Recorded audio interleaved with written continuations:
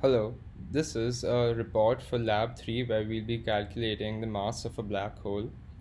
For the contents that we'll be covering, we'll first be looking at the different physics concepts that are involved in calculating this mass, followed by doing a model demo with some of the key considerations for the calculations of force and mass. Lastly, we'll look at some of the key considerations in terms of comparing the force to the rate of change of momentum, as well as looking at the special situation where we will be calculating the mass of a black hole with the same trajectory but a different black hole. In terms of the physics concepts involved, Newton's second law and the momentum principle is the key concept. The rate of change of momentum in this case is equal to the summation of the parallel and perpendicular components of the rate of change of momentum. We will be using this formula in order to calculate the perpendicular and the parallel components of the momentum, because that is equal to the perpendicular and parallel components of the force. In order to do this, we can use the change in momentum over the change in time times p hat, which is a unit vector for the momentum, in order to calculate the parallel component of the change of momentum, and then simply subtract out the parallel component of the momentum from the overall change in momentum in order to calculate the perpendicular component for the rate of change of momentum. And we will be using this formula in the model which we'll be talking about later. The parallel component is usually in the direction of the motion of the object, and the perpendicular is at 90-degree angle, which in this case is towards the center of the Kissing circle or the orbit of the star around the black hole. The next important concept that we'll also be using is Newton's law of gravitation, which is gmm by r square, which we can rearrange to then calculate the mass of the black hole.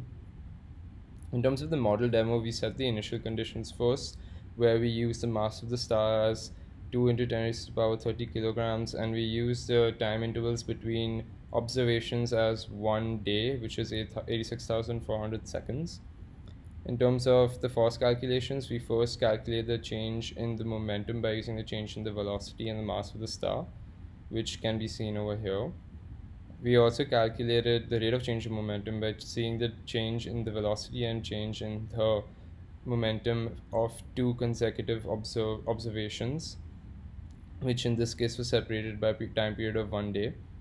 We then calculated the rate of change of momentum, and that was used to calculate the net force. It's also important to notice that this is our calculation for the parallel component of the rate of change of momentum, which I described earlier as being the change in the magnitude of the momentum over time times the unit vector for the direction of the momentum. And we then subtracted out this parallel component from the rate of change of momentum to calculate the perpendicular component. Next, we use calculations to calculate the mass. We calculate the mass of the black hole at every single observation period, and we average them out over all the observations made. In the demo itself, this looks like this. Here we can see the vectors for the force, which is both in the perpendicular and parallel component. At the end of the orbit, we can also see the average mass, which in this case was 1 into 10 raised to the power 34 kilograms, and we can also see the net force as well as the parallel and perpendicular component of the forces. In terms of the first key consideration, where we're looking at comparing force and the rate of change of momentum, we can see that these two quantities are numerically the same, but the qualitative understanding of these ideas are different. A net force is what is needed in order to cause acceleration to a body, which is basically change in velocity, which is change in momentum. Because the net force is what is actually causing the rate of change of momentum, these are qualitatively different ideas, even though the numerical values are the same. In terms of the second key consideration, where we aren't changing the trajectory of the star, but changing the black hole, you can see that we are actually using the trajectory of the star in order to calculate the force and hence the mass of the black hole. If we have the same trajectory, the net force that we'll be calculating would end up being the same. As a result, the mass of the black hole would also be the same. Hence, it's not possible to have a different black hole but the same trajectory and have the black hole have a different mass. It has to be the same in this particular case.